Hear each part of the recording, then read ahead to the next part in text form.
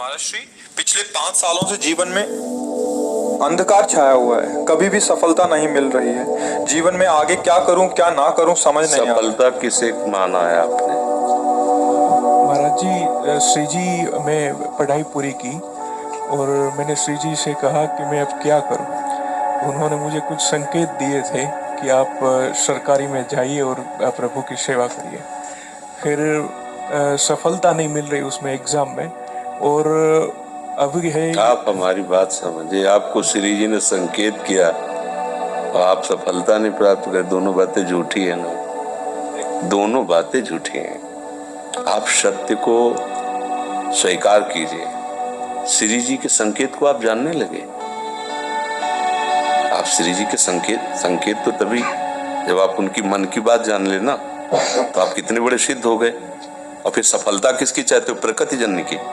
आप श्री जी के संकेत को जान जाओगे तो श्री जी के प्रेम की सफलता चाहोगे, लोकवत नहीं। और ये लोक की सफलता। विद्यारण्य जी एक बहुत बड़े महापुरुष हुए हैं।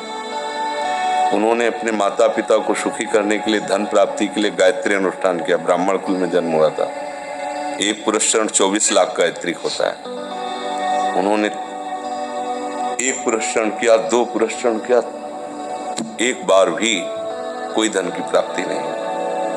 आखिरी में उन्होंने संन्यास लिया। जो संन्यास लिया, माता गायत्री प्रकट हो गई। उनका अब इंद्रासन भी मांगो तो आपका, तो बोले अब क्या जरूरत है, अब तो वैरागी हो गया, विरक्त हो गया।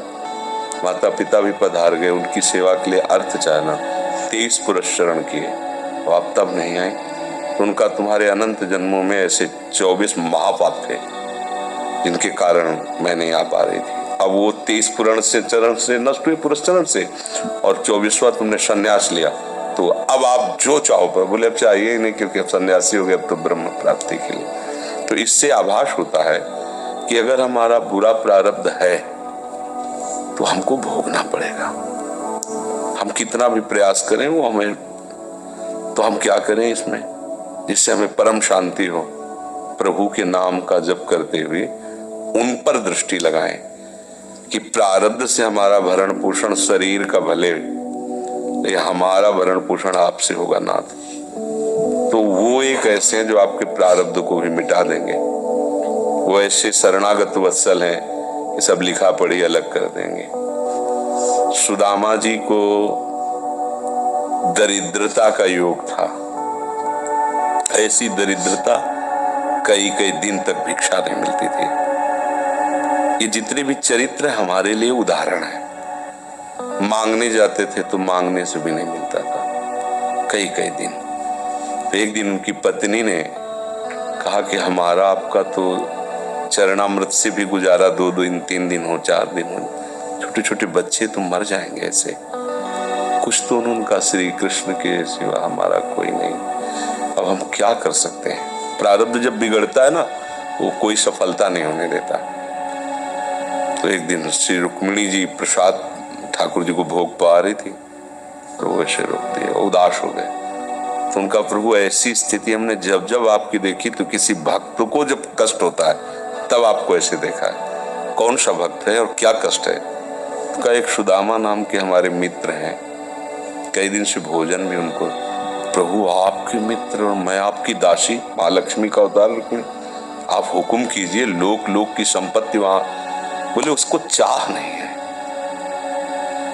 हमारे मित्र को चाह नहीं है, और चाह ना होने पर हम विवश हैं। अगर वो चाह कर ले तो सारी व्यवस्था हो जाए। बोले पैदा करो जाके चाह।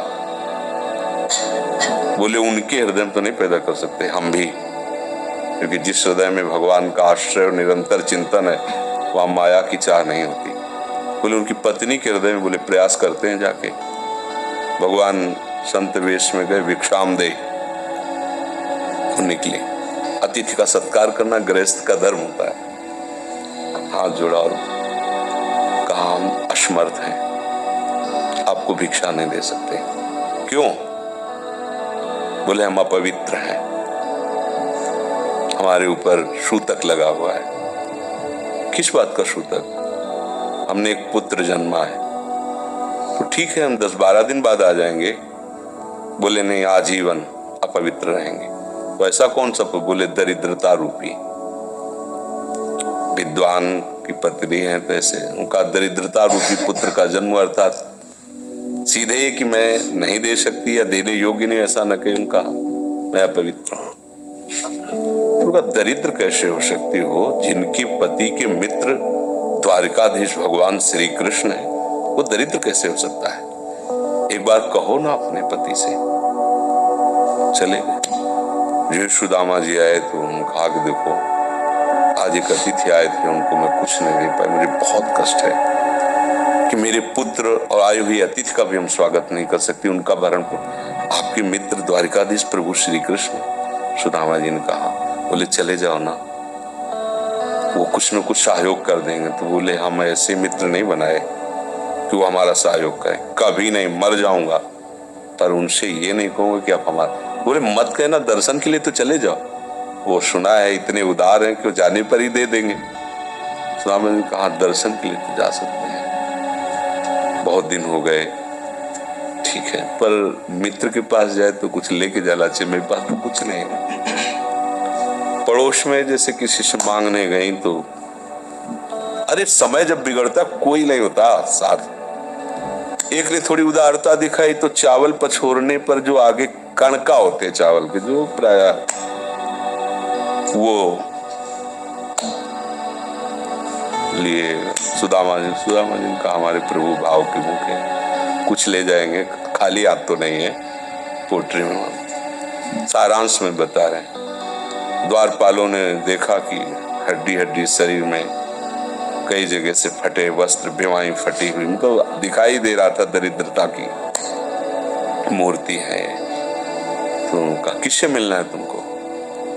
तो उनका श्री कृष्ण से। बोले संभाल के बोलो, क्योंकि पार्षद है, अनंत कोट ब्रह्मांडों के नायक प्रभु के ऐसे बोले कोई श्री कृष्ण को ऐसे गली आए, उनका जाके तो तुम बोलो ना, श्री कृष्ण से जाके कह दो कि एक सुदामा नाम के ब्राह्मण आए नहीं। पार्षद गए, प्रभु बड़ा अजीब आदमी है, आपका नाम बिना किसी सभ्यता के ले रहा है। वो कह रहा श्री कृष्ण से कह सुदामा, कूद पड़े, भगवान दौड़े। वो पार्षद वो सब की ब्रह्मा जी शंकर जी आते हैं तो वहां खड़े रहते हैं घंटों, भगवान ऐसे भागे। सुदामा जी को पता था ना, हमारे रुक्मिणी जी के महल में रुक्मिणी जी के पलंग पर बैठाते हैं, स्वयं चरण पखारते। अब ये वैभव, क्या हालचाल है, कैसे हो प्रभु? आप सब जानते हो, आपकी बड़ी कृपा है। तो ब्याह हो गया, हाँ ब्याह भी हो गए, बच्चे भी हो, हमारे पास आए तो कुछ तो लाए ही हो गए।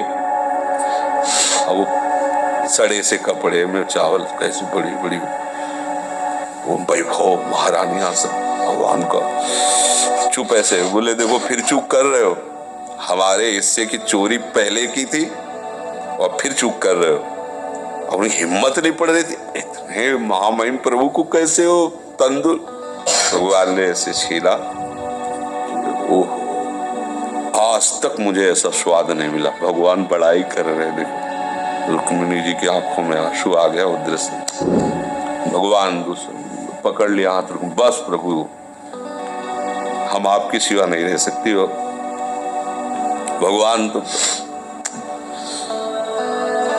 सुदामा जी का स्वागत सम्मान, अच्छे कपड़े पहनाए। जब चलने लगे ना तो भगवान की तरफ वो देखते, मतलब कामना नहीं, पर कि देखा पत्नी कह रही थी जाओगे कुछ न कुछ,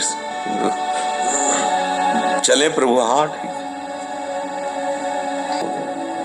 सुदामा पूरी खड़ी जैसे द्वारिका। तो उनको भ्रम हुआ कि मुझे लगता है चलते चलते मैं पुनः द्वारिका आ गया। तो आप पूछ रहे हैं कि ये किसका है? भगवान के पास विधाता है, उनका प्रभु ये तो गलत हो गया, इनके भाग्य में हमने लिखा था क्षय श्री,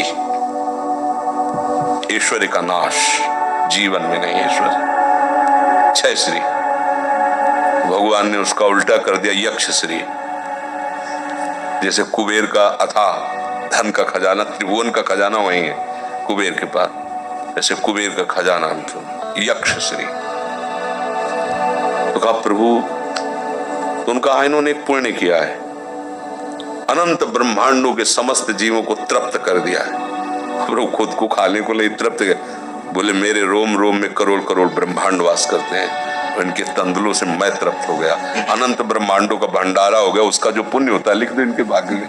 अब किसी की चलेगी प्रभु के आगे?